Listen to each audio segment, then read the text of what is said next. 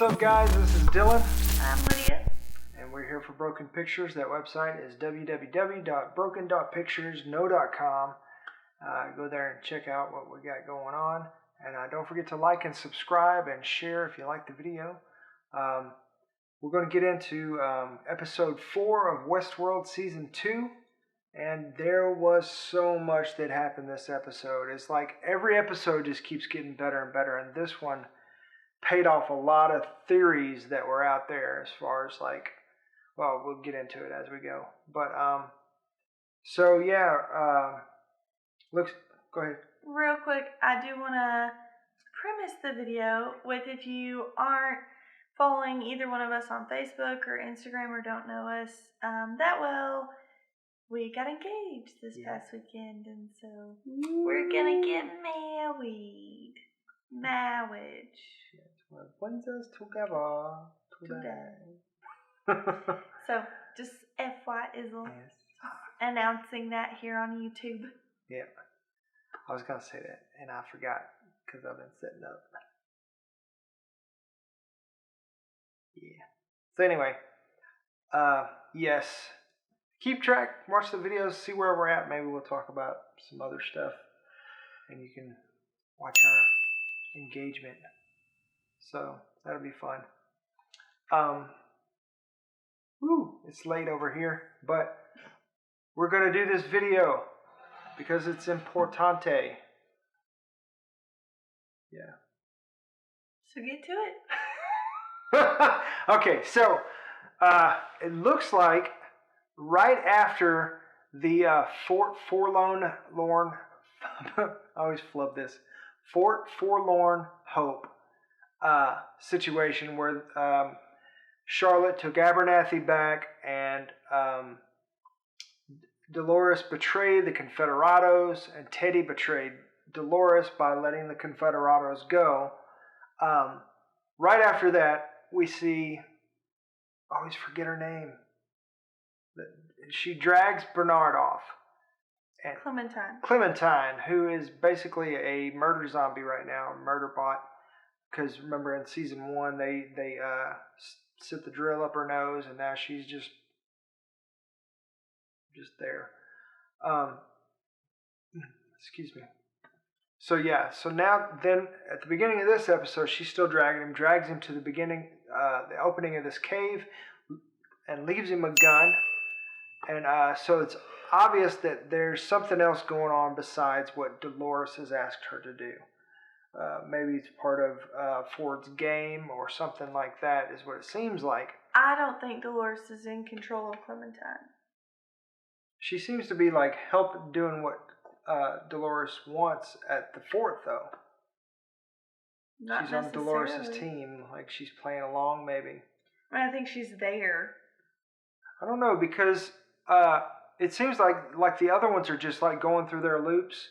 But then, like, for instance, when the Man in Black does something that Ford doesn't want him to do, then he'll kind of like take control and address him and then kind of give it back to the host, you know? That's what I think is going on, but what do you think? I didn't follow that. That's what it seems like to me, but what do you guys think? Do you think Ford is just pulling the strings the whole way, or is he kind of like interject when he needs to, or what do you guys think? Did he write all this before his death, or is he still out there somewhere, like a Ghost in the Machine type situation?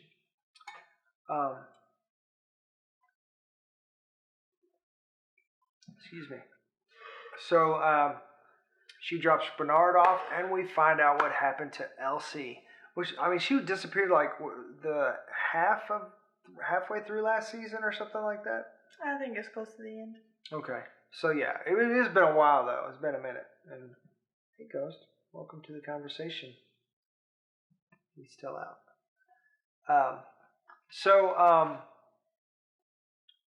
A lot of people thought that maybe Elsie was kind of like running the show with the Ghost Nation and saving people behind, but no, she'd been tied up and eating protein bars. And Bernard choked her out and knocked her out and brought her out there. under Ford's control, no less.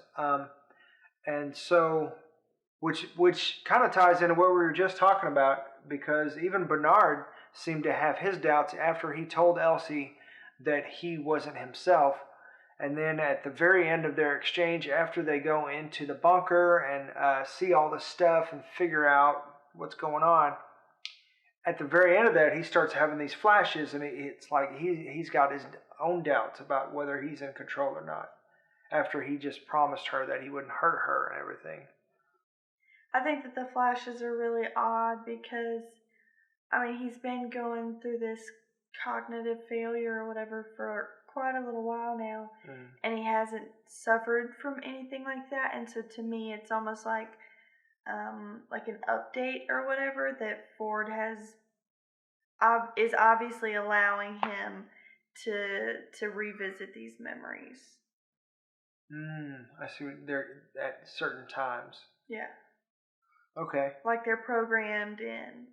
For like kind of like in a video game, when you cross a certain threshold, then you get like certain things play out. Yeah. That makes sense. Yeah, and since a lot of this is like a video game, that makes really good sense.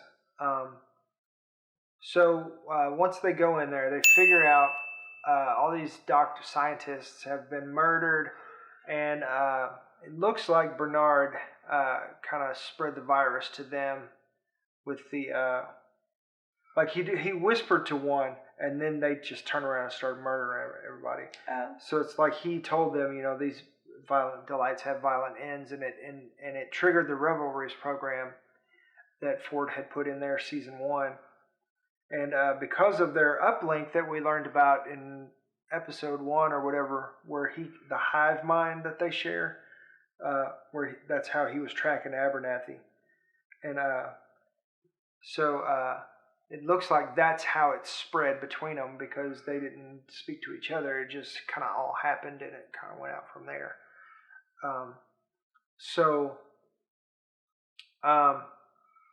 We also find out that James Delos has been in this bunker, in this secret bunker that's a lot like the one him and Charlotte went to in episode 1. It's almost exactly like it seems like, except for the secret. Maybe the one that Charlotte was at had a secret in the back too, and we just don't know about it yet. Because he addressed her and asked her about that, and she said, "We're not going to have this conversation right now, Bernard." So potentially there's some more people in each bunker or something. I don't know. We'll just have to wait and see. But anyways, they hear the noise. Elsie gets back there, and they find James Delos, who's been basically left to rot and left to his own devices. And but from what it seems like is the last time William visited him was right before season 1. So potentially everything hit the fan, and he hasn't had a chance to go back. Because it looked like things... I think he chose not to go back. He chose not to? Yeah. I mean, he even said something about, I don't know, they might crack it in a year or two, but I doubt it, kind of thing. Yeah, he's lost hope. So, I think that he would prefer the game to be his reality right now. And it seems like this is a response to Juliet, his wife's suicide. He's having a lot of reactions to that. And it seems like this whole stint in Westworld is a reaction to that, and his daughter being upset with him, and he just goes and does his thing, and then everything hits the fan. And even his response to James Delos about some people just shouldn't live forever. That most people prefer your memory to the asshole that you really are. And I mean, we could say that about certain entrepreneurs. Hey, Ghost. We could say that about certain entrepreneurs in our timeline. So, I mean, that's very relevant today, and where the memory lives on, and it's completely different than the actual person was. We hear somebody like Steve Jobs, who in real life was very driven to the point where he was kind of an ass. And but the memory of Steve Jobs is, oh, he's such a genius, he's such a great person. So it's kind of like that type of situation, it seems like. And but he's seen him for I don't know how often he's come back, but it's the 149th time they've tried to bring Delos back and failed. So he's been coming back for years, and for 30 years maybe, since James Delos died, and he's done with it, and he's seen this guy who should have been gone a long time ago, and he's had to deal with him, and nobody else has, and he hasn't forgotten what an asshat he really is. So he just decides to let him go, and he even said, I think it took him a long time to come to that conclusion that some men don't deserve to live forever. But does that mean that he thinks he has, or is that a self-realization that because of Juliet's death, he's realized he's having some self-reflection? I think he already did. He said that when he was like, the world's just better off without you, James, or Jim, and probably me too. That's right, he did say that. So, I mean, I think that he is at that realization, and this is just how he intends to go, kind of like one last hoorah or whatever. Yeah.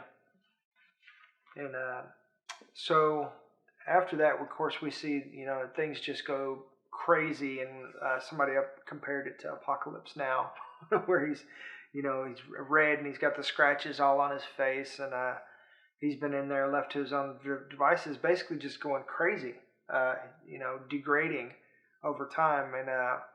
And what's the quote? He says it over again, over and over and over again. If you're going to treat the devil, you better bring him an offering. Yeah, exactly. And which reminds me, the Rolling Stones song that was playing in the beginning, Playing with Fire. That's our musical Easter egg this episode, and it fits in so well with what they're trying to do with James Delos, playing with fire and trying to put human consciousness into a host. And it's not playing out, and William over time gets the realization that it's not a good idea. So is this, he talked about episodes back, this weapon that Dolores claims to know about, that William also says is his greatest failure, his biggest mistake. And obviously this early in the season, this isn't it, but this is still a big deal. And that's really exciting, because if they're paying off this much this early in the episode, I'm curious to see how deep down the rabbit hole this goes. In the season, yeah. Yeah. So another thing that was going on, we talked about Delos, we talked about Bernard and Elsie, William and his daughter. When he goes back to the little town with Alonzo, he starts having the flashes of his wife's suicide when they're threatening Alonzo's wife and his daughter, and has this little moment, anti-hero moment, and that was kind of cool to see, him, those little flashes, him coming in and finding out and everything. Some more character building and backstory for him. So he goes all crazy and kills everybody, and which is really cool, because Craddock, who, one of my favorite scenes of all time, and it's just such a hardcore Western scene where Craddock's bragging about how he knows death, and death passed on him, and this and this and that, and William just turns the tables and is like, I don't know how you think you know death. He's been sitting across from you the whole time, and just goes to town, and just knocks everybody out, and takes everybody out, and then feeds him the nitroglycerin, and doesn't even do it himself, just gives it to Lawrence, yeah. And Lonzo was the other character he played. Okay. So Craddock's a goner. They're not going to bring him back. There's no pieces left. While I'm thinking about it, another thing, talking about like the factions, as they're going, they come upon the Chinese railroad, and they're building the railroad, and he mentions that it's going the wrong direction. So just another faction out there that's trying to get to the door in this game, and it's a race to the finish. And so by the end of it, Lawrence gives him some of his cousins and stuff, and they hit the road again. I don't really necessarily feel like they were racing to the door or whatever, because they're literally killing, like taking the time to kill people and put them under the track. Well, I don't mean like a. It's a slow race, but everybody's moving to the same point, is what I mean. Mm. Everybody's going after the same thing. Mm. And it's a crawl to the finish, I guess. Some have better means than others. So we didn't even see Maeve or Dolores this episode, and it was still just filled with really, really good stuff. And so the other big reveal, there's two big reveals. One of them we hadn't talked about. I kind of skipped over it, talking about Bernard and Elsie. Bernard, on his way out, picked up another core for somebody else. Another human core, had another one made. On his way out the first time. Yeah. In his memory. Mm-hmm. Yeah, so who do you guys think that's for? Is it for Ford? Is it for Bernard? Is it another copy of Delos? Is it for William? There's a theory out there saying that that they're going to make a younger William host and then put William's consciousness into it, and that's how he's going to live forever or whatever, and end up with Dolores. Even though I don't buy that one too much, but because I think that I don't think it's going to be a happily ever after type thing. I think it's going to be like more of a George R. R. Martin, where it's a bittersweet ending. Well, I don't think it's William, because I feel like he was at his wit's end with Delos, and like he felt sorry for him being kind of trapped in that mind, and so he wouldn't do that to himself. So it's not him. Well, yeah, that's the thing, is I don't think that he would do it to himself, but Ford, because he's got animosity. But Ford isn't the one who has those bunkers. Those aren't Ford's bunkers. Ford knows about it though, because he's the one that sent Bernard to get the last brain thing. But where Delos is being kept isn't Ford's. Right. Like, that doesn't make sense. So what I'm saying is it's just a theory, but it might be good payback for Ford to turn William into a host, as much as he despises them. You see what I'm saying? I don't think that Ford knows about that. I think he does. Because, even with Teresa, he was telling her, like, well, I see everything. You guys don't have one over on me. I'm sure he knows about all the, or knew, past tense, unless he's still alive, all the underground bunkers. I'm sure that they weren't able to build those under his nose without him knowing. Especially with the way that the hosts see everything. I think he knew, and he was allowing it to happen, or couldn't do anything about it at the time, and that's one reason why he has done what he's done at this point, to kind of take back control as like an in-game scenario. But is the new host human brain, android brain, going to be for? Are they going to bring? Would Ford be more interested in bringing himself back, or would he be more interested in bringing Arnold back? Because somebody mentioned in this episode, Bernard has a scar on his eye, or on his head, like right there. But in the scene, the 2 weeks later scene where he's on the beach, there is no scar. So it's potential that he's swapped bodies. Potentially, maybe they've given him another body. And if you think about also the scene last season when Ford had Bernard kill Teresa down in that secret bunker that Ford had, he was making a body. So was he making his own body for this brain, or was he making another copy of Bernard / Arnold for this brain, or is it somebody completely different?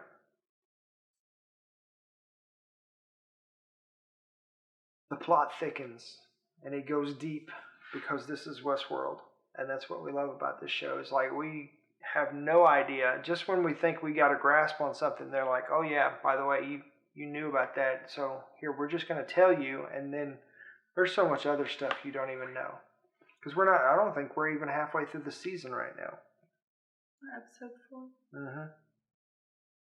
So the other big reveal besides that was that the lady Grace from Rajworld, the Raj is, from what I understand, that's what it's called. She is Emily Grace. She is the Man in Black's daughter, and according to the Man in Black, she is not happy with him after his wife's suicide. So, and she knows a lot about the park. So she's got a plot of her own that she's working on. She's working on something. Do you guys think that that she's got it out for him, or she's come to rescue him, or no? She couldn't have come to rescue him unless she's coming to make things right, because she got there before the hosts went rogue. So who knows what's happening? What do you guys think? Just let us know in the comments. Anything else you want to add? Take away? Nope. All right. Well, thanks for watching, guys. Just continue to tune in, and we'll try to make some sense of all this. It's a great, wonderful, confusing show. Excuse me. As you can tell, we don't have a tight grasp on reality with this show either, because Bernard is an unreliable narrator, and we're seeing most of the story through his eyes this season. So we know what we know, and we don't know what we don't know, but we're going to kind of try to come up with some ideas and figure things out and theories. So stick around, and we'll talk, and we can discuss them. Let us know in the comments below. And don't forget to like, share, and subscribe to our channel. And we'll see you later. Peace.